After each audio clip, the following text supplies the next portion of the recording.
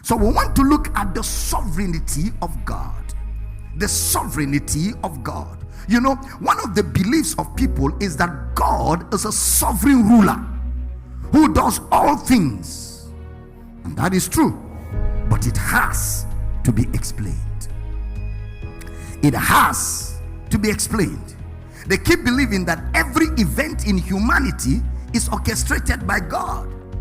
And it gives you this belief that whether you pray or not, God will do what he wants to do. So everything that happens is God. You lose your job is the will of God. Your wife dies is the will of God.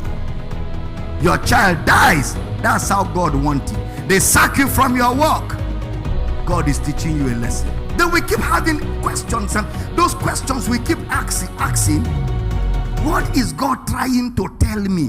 What is God trying to show me? You are sick and you're saying, Father, this ulcer, what are you trying to teach me?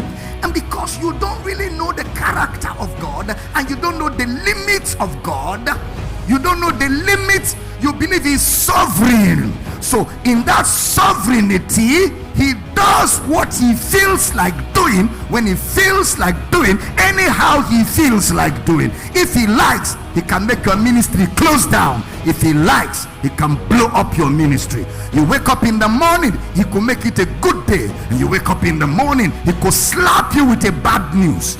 So you can't be sure. It depends on how God wants it. It depends on whether God really wants it or not. A guy is going out with you, he breaks your heart, is the will of God. A sister is going out with you, she jilts you, is the will of God. Maybe God doesn't want me to marry her. There's a better girl God has prepared for me. She was just a distraction. So believers don't really know where to draw the line. They don't really know where to bind, where to cast, where to take authority, where to resist, where to stop, because it may be God trying to tell me something.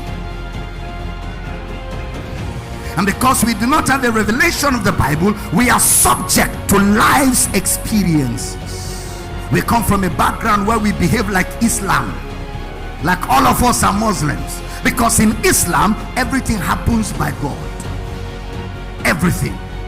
The train that was traveling from Kaduna to Abuja that was hijacked, Muslims believe that's what God wants. Islam believes that nothing happens without the making of God. And a lot of Christians